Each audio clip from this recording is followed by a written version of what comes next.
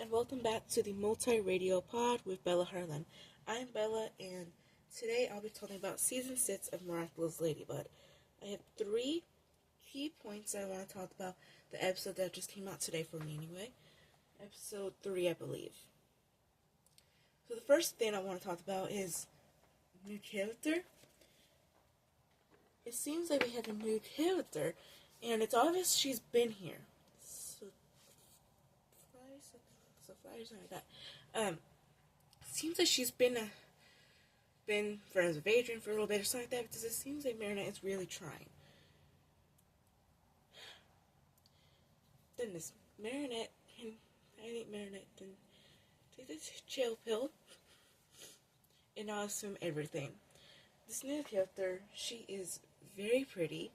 She kind of gives me Elsa vibes with her blonde hair and her blue. It kind of gives me Elsa vibes. But I think it's really cool that they brought a new character in with a disability. It's really cool to see how it's not just focusing on these main people, it's focusing on other people. That's what's cool. I think for them to be able to bring in new characters that we'll actually like is definitely good, because if they bring in characters we don't like, then for all of us, then what would be the point of bringing them in? I also want to say something about Bob Ross. I am so done with him. I have been done with him for a long time. He only cares about money. He's always being attacked by the supervillain, or who's ever just. He's always just being attacked somehow, and he's always worried about himself. He's more worried that as long as Ladybud and Cat Noir protect them, everything's fine. Well, it was because of him why Luke got left in season 5, wasn't it? Because of him, when Luke got green, it kind of made him where Luke almost got traumatized and could have revealed Ladybud and Cat Noir's identity. The next thing I want to talk about is Ladybud fixing her wrongs. Like I said about Marinette, needs to take the chill pill, because she was trying to be friends with Sophie, but she wanted to help her, but she didn't need help. She was able to always find a solution for everything that happened. Like the butts. Marinette thought she dropped the butts, but she was using them to feed some birds. So she can climb up and feed them. The chopstick.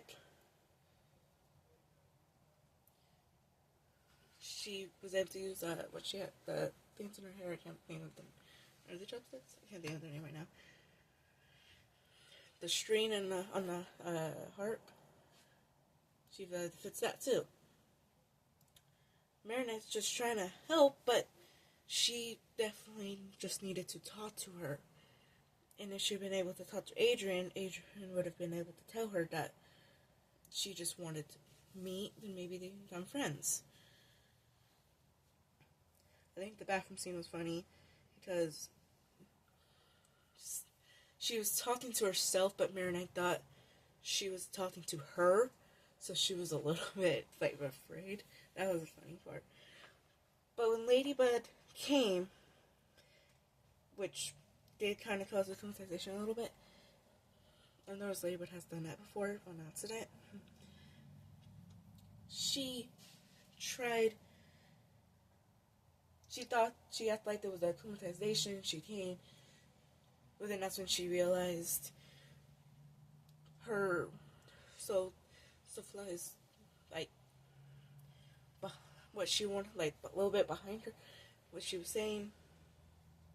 Figuring out that she wanted to actually meet with Marinette and maybe become friends. And then that obviously made Ladybud start feeling bad. Then seeing everything right there made her feel bad. But then Sophie's mother got traumatized. If she wasn't the main villain, she wasn't really evil. That does make sense. There has been a few people that were like that, there has been a few people like that. like Miss Bustier. That's her name. But for Ladybug to be able to realize that the Lucky Charm was going to her, that was definitely a big step for Ladybug to realize that, and that she needs to fix her own and just apologize because it was kind of her fault, but we're not going to put all the blame on her.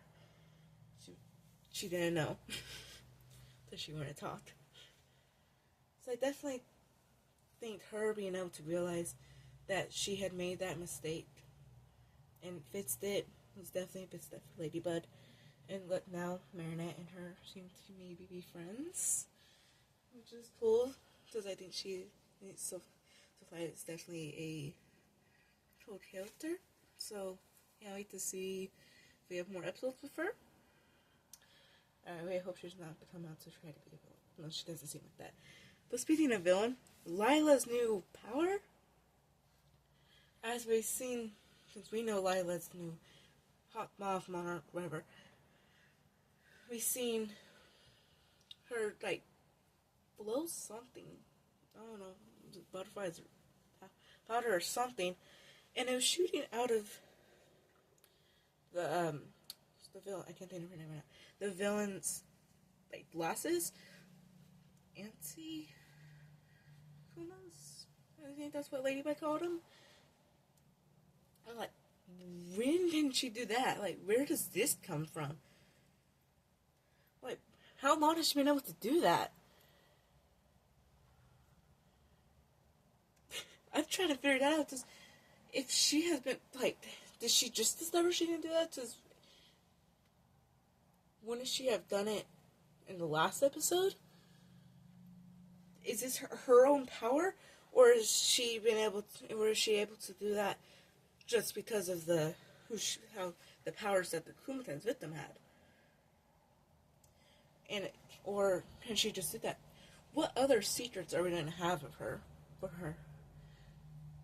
How many more things is she going to surprise us with?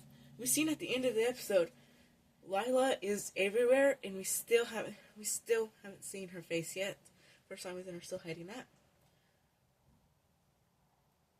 She was there in the back. She keeping notes on everyone she's akumatized to see which one has almost done more closer to stopping Ladybug and Cat Noir. Or she's seen what has happened after she akumatized him, how they maybe fixed it, and maybe how she can break it.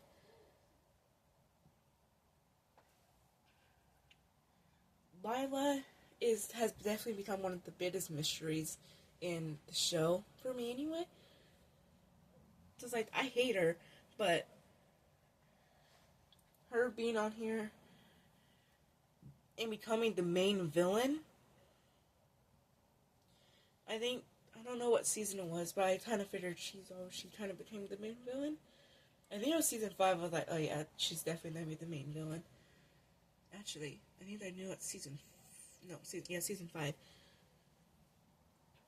She's definitely going to be the main villain. And look, now she has Butterfly Miraculous. How long is it going to go without them knowing? Like, that's one person, not multiple? How long are we going to go before we we'll actually see Lila? And I want a full, like, is it going to be like in season 1 with Gabriel as Hawkmoth? They did not show us that he was Hawkmoth, but it was kind of obvious in some parts until season 2, the first episode. I'm saying that we see that. Is that how it's going to kind of be with Lila, even though we know that it's Lila? We're going to kind of wait until the end of the season before we actually did maybe like the actual transformation into this new Monarch Hawkmoth. When are we going to get a name? I mean, yes, it is smart for her not to tell the name, but are we not going to get a name until towards the end? Can I find it if I look it up? I don't know. Maybe I should look it up. But we haven't got a name. So we can just say Lila, because that's the only name we know. Because we don't know what her villain name is. Lila. And is Lila even her real name because of her personas? All these different personalities that she has got. Is Lila even her real name? I mean, we called Lila Lila, so that's what we knew since season 1. But maybe it's not Lila. How much more bigger is it gonna get before we actually get a lot of questions that we may have answered?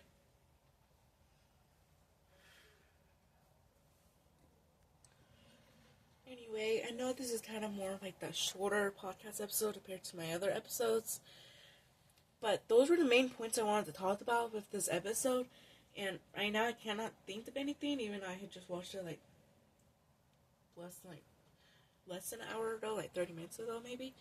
I can't really think of anything else I really wanted to talk about. There are some key points I wanted to talk about. So I think that's gonna be it for this episode, guys. Hope everyone has a good day. Bye. And remember to be miraculous.